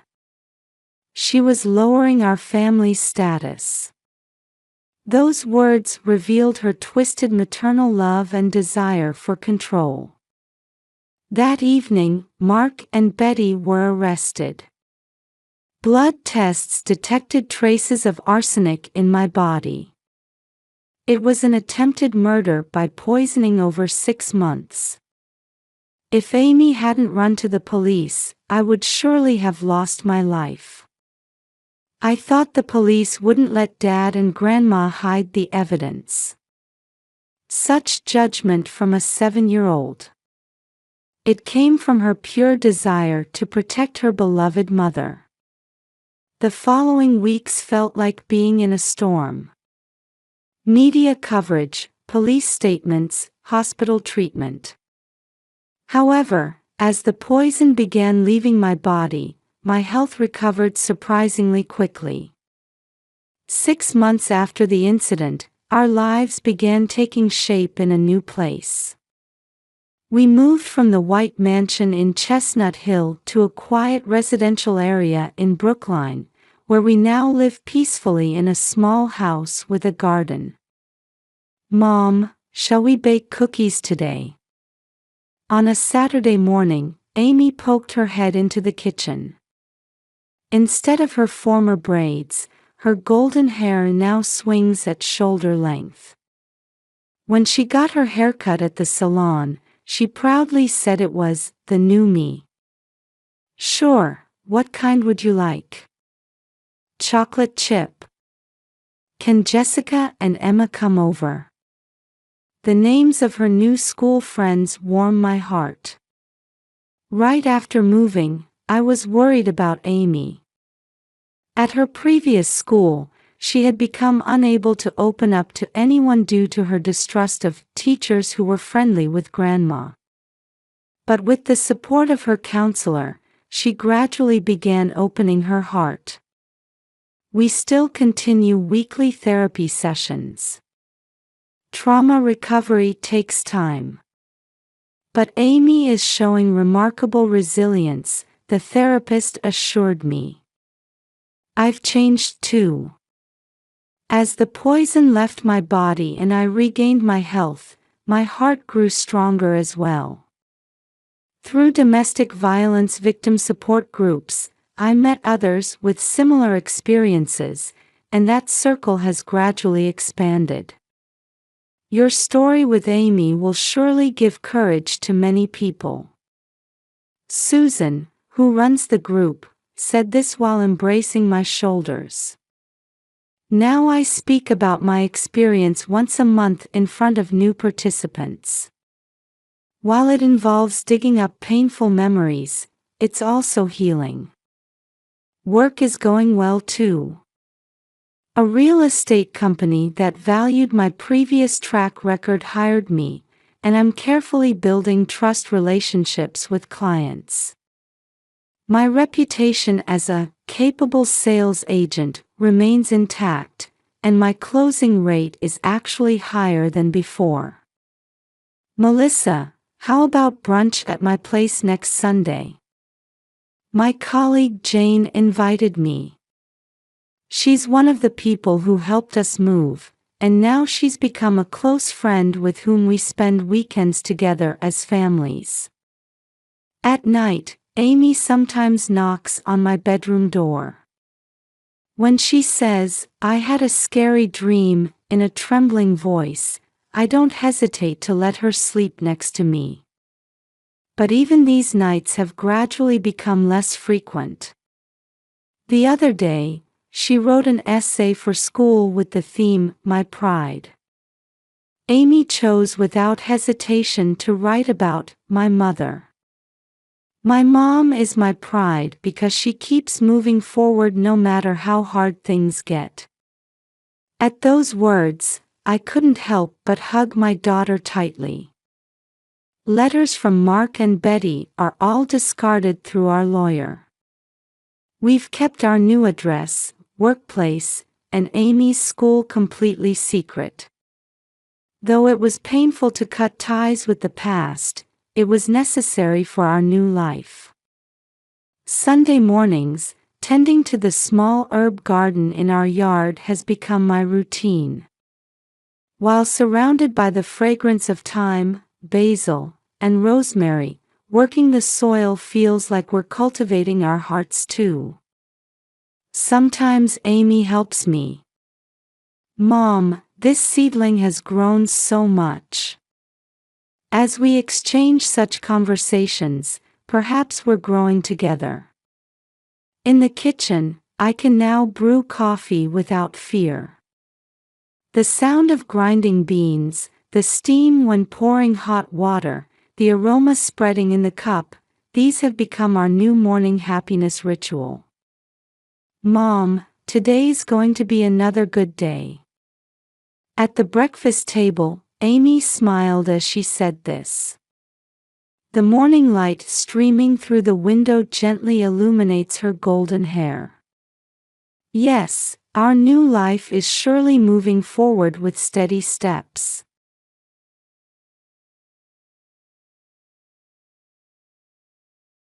Our peaceful residential neighborhood in Stamford, Connecticut, was adorned with colorful flowers heralding the arrival of spring. In front of our white two-story colonial house, tulips were blooming brilliantly. Though we'd only lived here for a year and a half, this place had truly become our home. As I watched Ethan waiting for his school bus in the morning sunlight, I savored the happiness of our current life. The profile of my 6-year-old son waving goodbye at the front door slightly resembled my late husband, who passed away in an accident 4 years ago. My heart still aches when I think about him, who suddenly left this world leaving behind our young son. However, Ethan, who was only 2 at the time, was too young to understand the reality of losing his father. Perhaps because of this, he has grown up without deep emotional scars on his tender young heart. I met David 2 years ago at the company where I work as a part-time accountant. He was an executive from a real estate development company who visited us as a client, and from our first meeting, he struck me as sincere and gentlemanly. His mild-mannered demeanor put my heart at ease. What impressed me most was how he interacted with Ethan. When my son happened to meet him in the company break room, David showed natural kindness toward him. "I have a cool car. Would you like to see it sometime?" From such casual conversations, Ethan began to open his heart to David. After 6 months of dating, when I decided to marry him, I had some concerns. Marriage as a single mother, it's not always a choice that society celebrates. But David gently dissolved my worries. "Rachel, I want to create a new family with you and Ethan." Those words held no lies, at least that's what I believed. Life after marriage was more peaceful and happier than I had expected. Despite his busy work schedule, David always made time to spend weekends with family. Our picnics at Cove Island Park became a precious weekend tradition. Watching Ethan playing catch with David on the grass while I laid out sandwiches, those simple moments became our treasures. Our evenings at home were usually spent playing board games as a family. Ethan, being competitive, would move his pieces with a serious expression. Sometimes David would deliberately let him win, but Ethan would protest, play seriously. Watching these interactions, I would savor our happiness. 2 weeks ago, a new life joined our family, the birth of Lily. The little girl has David's well-defined features. When Ethan first met his sister at the hospital, his eyes sparkled. "I'm a big brother now." Those words were filled with pride and joy. 2-week-old Lily is a very calm baby. She rarely cries at night and nurses well. Every day when Ethan returns from school, he heads straight to Lily's room. "She's cute today too," he whispers as he peers at his sister, and as a mother, I feel immense happiness watching this big brother. David is also genuinely delighted with Lily's birth. As soon as he returns home from work, he comes to check on the baby and gazes at her for a long time. "She's truly beautiful," he says, and I could feel deep parental love in those words. Our ordinary daily life in this house, weekend shopping at Whole Foods, trying new products from Trader Joe's for dinner, sharing popcorn while watching movies as a family, these everyday moments became even more precious with the birth of our new life. Seeing Ethan respond when David calls him son, hearing Lily's tiny breathing, and the happiness filling my heart, this was my life now. But I hadn't yet noticed the shadow that was slowly but surely creeping into our peaceful days. One afternoon, as soft spring sunlight streamed in, I was sterilizing Lily's bottles in the kitchen while reflecting on Ethan's recent behavior. During the first 2 weeks after Lily was born, Ethan was an ideal big brother. After returning from school, he would wash his hands, carefully use the sanitizing spray, and then quietly peek at his sister's face. "Mom, Lily's fingers are so tiny. She smiled today." He would report such discoveries with sparkling eyes. I could hear him proudly talking about his sister when playing with friends at the neighborhood park. I became a big brother. "My sister Lily is this small," he would explain proudly, showing the baby's size with his hands. I felt reassured seeing this, believing that Ethan had fully accepted the new member of our family. His behavior at school remained unchanged, and Mrs. Jones, his teacher, hadn't reported anything concerning. Other mothers at the PTA meeting told me they saw Ethan playing energetically during recess. He continued attending Little League practice without missing a day, enjoying time with his teammates as usual. However, around the time Lily turned 2 weeks old, Ethan's behavior began to change gradually. At first, the changes were subtle. When returning from school, he would wash his hands more hurriedly than usual and go straight to Lily's room. He started doing his homework in his sister's room, bringing his textbooks and notebooks there, instead of at the dining table downstairs where he usually worked. Even when I suggested, "Wouldn't you concentrate better at the dining table?" he would just shake his head and say, "I prefer it here." Something felt off about seeing him sitting on the floor, using his knees as a desk in Lily's room where there wasn't even a proper desk. The changes grew more significant over time. Saturdays had always been his routine to practice baseball with his best friend Michael, who lived nearby, at Cove Island Park. But last weekend, when Michael came to invite him, Ethan declined, saying, "I want to stay with my sister today." As I watched his friend's disappointed figure walking away, I thought I saw a hint of sadness in Ethan's expression. Sunday was the same. After returning from church, instead of going out to play with friends as usual, he again secluded himself in Lily's room. "Ethan, don't you want to play outside? Don't you want to play with your friends?" To my questions, Ethan would just silently shake his head. "I just want to be with my sister," he would say, his voice somehow fragile. When David would return from work in the evening, Ethan would become even more determined not to leave his sister's side. Even when I called, "It's dinner time," he would say, "Just a little longer," and try to stay in the room. His posture seemed almost as if he were trying to protect his sister from something. Even during dinner, if Lily started crying, Ethan would try to rush upstairs, interrupting his meal. Even when I stopped him saying, "It's okay, Mommy will check on her," he would sit restlessly in his chair, his expression distant. When bedtime came, Ethan didn't want to return to his own room. He began begging, "I want to sleep in Lily's room." Though I initially refused, he pleaded so earnestly that I finally allowed him to bring in a sleeping bag. Despite having to sleep on the floor, Ethan smiled with relief. I discussed these changes with David. "He's just being protective of his sister." Unusually so for a boy, my husband laughed it off. Maybe he was right. But as a mother, I couldn't shake off this uneasy feeling. I visited Ethan's classroom to consult with Mrs. Jones. "He seems a bit tired lately.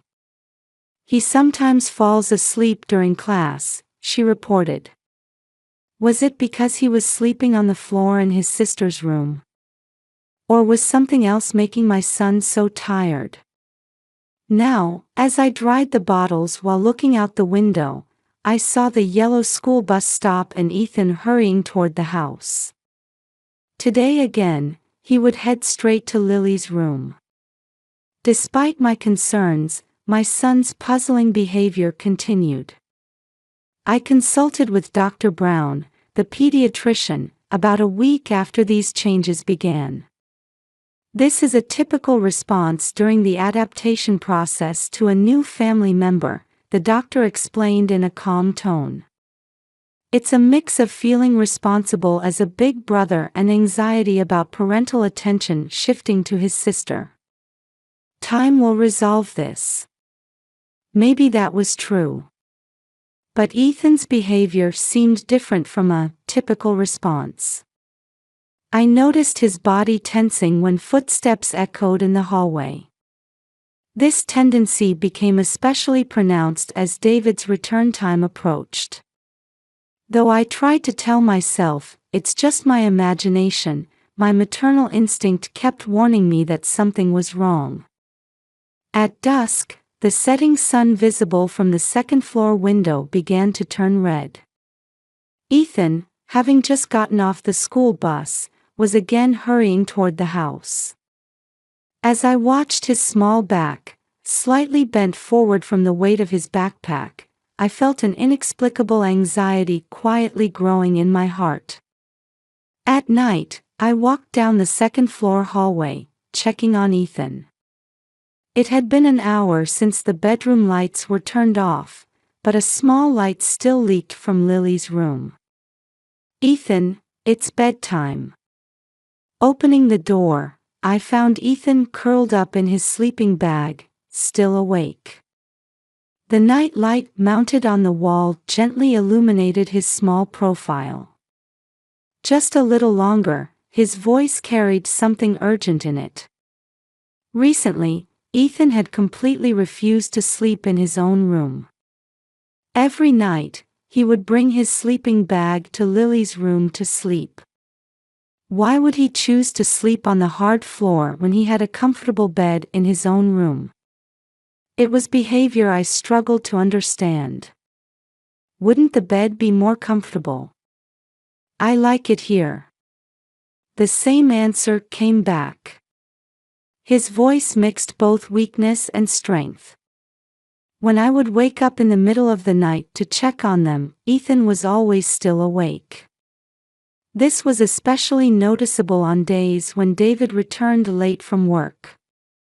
Sometimes even after midnight, my son would still be awake, staring intently at the crib. "Are you staying up until Papa comes home?" Even when I asked this, Ethan would just silently shake his head. But I could feel his body tense when the front door would open and David's footsteps would come up the stairs. This change had begun to affect his school life as well. At last week's PTA meeting, Mrs. Jones shared some concerning observations. "He's been falling asleep more frequently during class lately. He even fell asleep with his head on his desk during math class. No wonder, since my son staying up late couldn't possibly wake up properly in the morning. Apparently, he was falling asleep on the school bus too." Other mothers increasingly expressed concern, saying things like, "Ethan doesn't seem to have his usual energy lately." When I consulted David, my husband wouldn't take it seriously. "It's natural for a boy to want to protect his sister. But such a dramatic change in his behavior. You're overthinking it. He's just adjusting to the new environment." Even though he dismissed it like that, my maternal anxiety didn't subside. Rather, I felt something off about David's reaction too. My husband, who usually worried about even trivial matters concerning Ethan, seemed oddly detached about this issue. This disparity made the unease in my heart gradually grow stronger. It was when this anxiety nearly reached its limit that I consulted with the school counselor at Elizabeth Elementary. This might be a psychological adaptation process to having a new family member. But let's keep watching him just in case.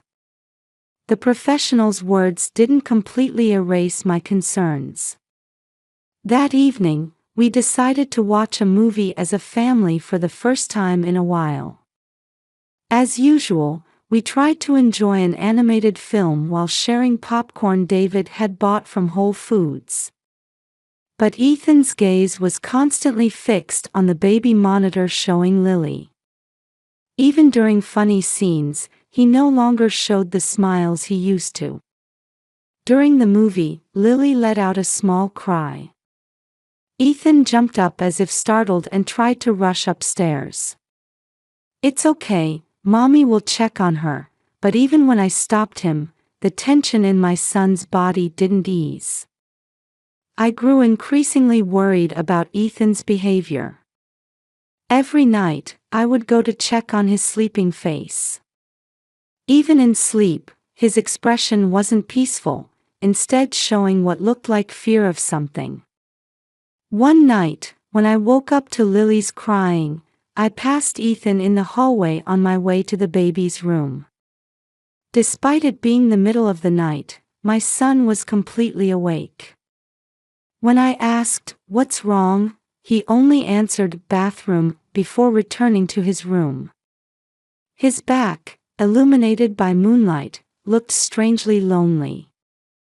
When I consulted Dr. Brown again, he carefully explained, children show various reactions when new family members join. Especially children who have lost their biological father can be more sensitive. Maybe that was true. But I couldn't shake the feeling that Ethan's behavior was different from just an adjustment process. There was a desperate quality to it, as if he were trying to protect his precious sister from something, from someone. I was desperately trying to understand what was happening in my son's mind. But Ethan remained stubbornly silent. I still hadn't reached the truth behind that silence. That night was an unusually cold spring night. The clock was approaching midnight. Woken by Lily's crying, I quietly headed upstairs. Pale moonlight filtered through the hallway window. When I reached the baby's room, I heard a faint sound from inside. Quietly opening the door, I saw Ethan sitting in his sleeping bag in the moonlit room, staring intently at the crib. When my son noticed me and turned around, his expression made my heart nearly stop. It was an expression a 6-year-old child should never show, a mix of fear and determination. Ethan hurriedly put his finger to his lips, making a small, shoot sound. "Papa's coming." That whisper reached my ears like a knife cutting through the darkness. At that moment, the sound of the front door opening echoed from downstairs. The sound of David coming home.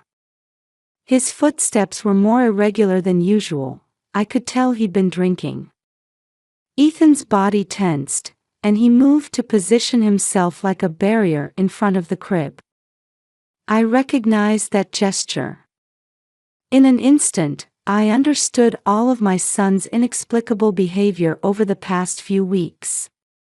Footsteps coming up the stairs. Ethan's breathing became rough. I stood beside my son and placed my hand on his small shoulder. He was trembling. The door burst open, and David appeared. His usual gentlemanly demeanor was gone, his eyes bloodshot. My husband hesitated for a moment when he noticed my presence. "Oh, you're still up." His voice contained an unfamiliar coldness. "Don't touch Lily," Ethan shouted. His small body desperately trying to protect the crib. In that moment, all the previous mysteries connected. Staying up late in his sister's room was to protect her from David. His restlessness at school and refusing to play with friends came from anxiety about leaving his sister alone. And above all, the reason he couldn't tell me, his mother, the truth. "Shut up." When David took a step forward, I could see Ethan's body trembling minutely. In that gesture, I read traces of violence that had already been inflicted multiple times. "You'll be the reason this family falls apart. You'll make your mother sad." He must have been threatening my son with such words. Even before Lily was born, David had resented Ethan for not being his biological child. While playing the role of the ideal stepfather on the surface, in his heart he saw my son as an obstacle. And after his own child was born, those twisted feelings began to surface. Only Lily is my family. David spat out those words in his drunken state. His obsession with creating a perfect family of his own had manifested as abuse toward his stepchild. Ethan had been enduring desperately to protect his mother's happiness, to protect his new sister. I can endure it because Mama is smiling. He must have held such brave thoughts in his small heart. I have to watch because the baby can't protect herself. Ethan said this with a trembling voice. A 6-year-old child was trying to protect his sister from an adult's madness. His bravery made tears overflow from my eyes. When David took another step forward, I had reflexively taken out my cell phone. My fingers trembled as I pressed the emergency number. The moment my husband, in his drunken state, tried to raise his hand against Ethan, my mind was perfectly clear. Don't move. My voice was calmer than I expected. On the other end of the phone, the operator's voice echoed. In the moonlight, Ethan still stood in front of the crib. The proud back of a small hero. It was the night when the truth hidden behind all the previous silence was finally revealed in the quiet darkness. The sound of police sirens approaching broke the night's stillness. David stood frozen as if suddenly sobered, and I instinctively positioned myself in front of Ethan and Lily. I knew all along. Ethan's small voice trembled in the darkness. When Papa pushed me down, when he hit me, I couldn't tell because it would make Mama sad, but when it came to Lily. When the police arrived, David's shoulders slumped in resignation, seeming to have lost all will to resist. The time had come for the ugly truth hidden beneath his gentlemanly mask to finally come to light. I knelt down and held Ethan tightly. I'm sorry. I'm so sorry. Apologies were all I could manage. My son's small body trembled in my arms. How much fear had he fought against? How much loneliness had he endured? Lily let out a small cry, and Ethan immediately looked toward the crib. His reaction connected all my previous feelings of unease. He had been desperately trying to protect his sister from an invisible enemy. When the officers entered the room, moonlight broke through the clouds, enveloping the room in a soft light that seemed to herald a new dawn. David was arrested without resistance, and his figure being placed in the police car was illuminated by the streetlights at the front entrance. Mrs. Rachel, it's dangerous for you and your children to stay here. I recommend evacuating to your parents' home or somewhere safe. At the officer's words, I made an immediate decision. That night, I held Ethan and Lily close as we took refuge at my mother's bed and breakfast in Boston. In the car, Ethan remained silent the entire time, continuously holding his sleeping sister's hand. The trial lasted 3 months. David was charged with child abuse and domestic violence, and evidence and testimony kept coming to light. Ethan's testimony was given via video call. Papa said, I was bad. That I was a child who couldn't make Mama and Lily happy. The courtroom fell silent at Ethan's trembling voice. The sentence was 5 years in prison. A restraining order was also issued, prohibiting David from approaching or contacting our family. The divorce was finalized, and I was granted full custody. Is it really over? When Ethan asked in a small voice, I nodded firmly. Yes, no one will threaten us anymore. After meeting with the prosecutor, Ethan gradually began to tell everything. I wanted to see Mama smiling, but Papa said, "You'll make your mother unhappy." After Lily was born, Papa's eyes changed. I thought I had to protect the baby. Listening to his confession, my heart felt like it would break. I'm sorry I didn't notice. No, it's my fault for not telling you. Because I didn't want Mama to be sad. At Ethan's words, I held my son tightly. Through a mother-child support group, we found a small apartment in the Boston suburbs. On moving day, Ethan showed a slight smile when he first saw his new room. Can you sleep peacefully here? Yes, but can I still check on Lily sometimes? Of course. But there's nothing to be afraid of anymore. We continued counseling once a week. Therapist Jane carefully helped heal the wounds in Ethan's heart. Ethan, you're such a brave boy. What you did to protect your sister was truly wonderful. With those words, confidence gradually returned to Ethan's eyes.